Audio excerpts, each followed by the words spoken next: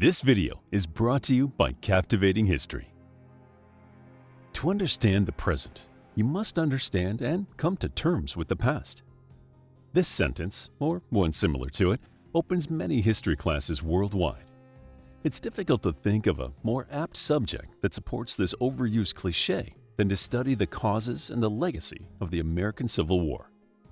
The war that divided the nation between Union and Confederacy remains a politically contentious topic to this day, with disagreements over everything from the underlying roots of the conflict to how best to commemorate the deadliest war on U.S. soil. The debates that form the essence of the split, the role of government, issues around race, the rights of the citizenry, remain at the forefront of today's political battleground. The American Civil War began in 1861, but resulted from decades of rising tensions between northern and southern states. During a period of incredible growth for the nation amid expansion to the west, there emerged fundamental differences between northern and southern regions. In the north, manufacturing and industry formed the economy's base, whereas southern states profited from plantation farming of crops such as cotton and tobacco. Agriculture depended heavily on the institution of black slave labor.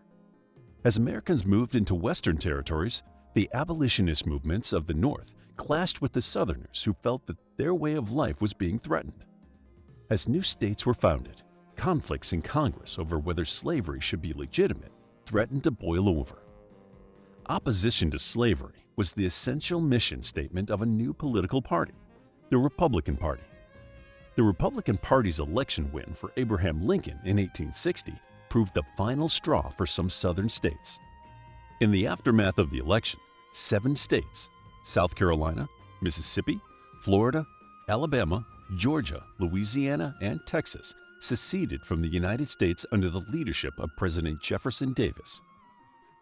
Although there was a myriad of reasons for the secession surrounding voters and states' rights, the critical rift line along which the Union and Confederacy diverged was the approach to slavery. March 1861 saw the outbreak of fighting as Confederate forces forced the surrender of Fort Sumter. After the success, 4 more states seceded: Virginia, Arkansas, North Carolina, and Tennessee. Border slave states Missouri, Maryland, and Kentucky did not secede, but there were strong pro-Confederacy sentiments within their populations. Despite the seemingly widespread support across the South, they had significant disadvantages from the outset. The Union, with its 23 states, had the upper hand in terms of population, arms production, and transport networks in the form of railroads. Logistically, they had a better infrastructure from which to wage war. However, the Confederacy had a strong military tradition with several capable generals. They also had a motivating cause to fight for in the preservation of their way of life as they saw it. Any hopes of a swift Union victory were dashed in the First Battle of Bull Run, as Thomas Stonewall Jackson's Confederate Army forced the retreat of Union armies back towards Washington, D.C. This defeat prompted Lincoln to call upon 500,000 more recruits from the Union, leading to a similar recruitment drive in the South. The war would be long, bloody, and brutal. Throughout 1862, heavy fighting ensued around Virginia. Confederate Generals Robert E. Lee and Stonewall Jackson inflicted heavy casualties on the Union forces commanded by McClellan and Halleck, only to see their fortunes reversed toward the end of the year. The Battle of Antietam in September saw the bloodiest battle of the Civil War, as Union forces drove back Lee's armies into a defensive position, yet failed to press their advantage, much to the annoyance of Lincoln himself. This led to the removal of McClellan in favor of Ambrose E. Burnside, who led a disastrous attack resulting in heavy Union casualties that paved the way for a winter stalemate.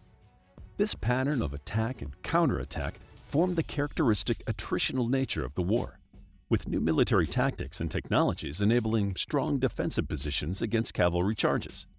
The result was a hitherto unforeseen slaughter, resembling what would be seen on the international stage 50 years later in the trench warfare of World War I. In the wake of the Union victory at Antietam, Lincoln issued his Emancipation Proclamation, using his wartime powers to free all slaves in what he termed the rebellious states. By this time, Lincoln was an outright abolitionist. On signing the document, he said, "I never in my life felt more certain that I was doing right."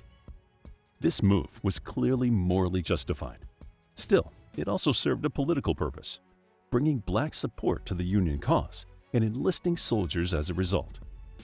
The Emancipation Proclamation was eventually written into the Constitution in 1865 as the 13th Amendment, enshrining in law the freedom of all people in the United States. In 1863, Lee's forces had marched as far north as Gettysburg in Pennsylvania, the site of Lincoln's famous address, in which he eloquently and with characteristic integrity dedicated the nation's future to those who had died in its name, on both sides. At a time when Lincoln was facing pressure from the Copperheads within the Union lobbying for peace, Lincoln found a capable general in Ulysses S. Grant.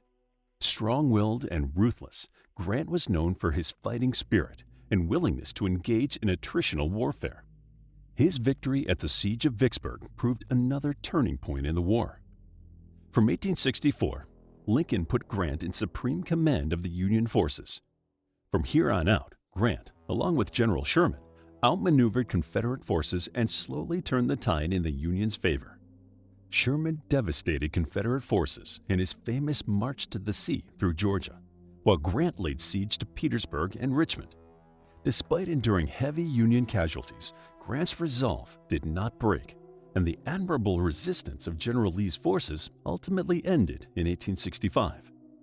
On the eve of the official victory, the Union lost its great leader as Abraham Lincoln was assassinated by an actor and Confederate sympathizer John Wilkes Booth while attending the theater. His wartime leadership had successfully preserved the Union, his number one priority, and he had freed the slaves, making him a legend in American history.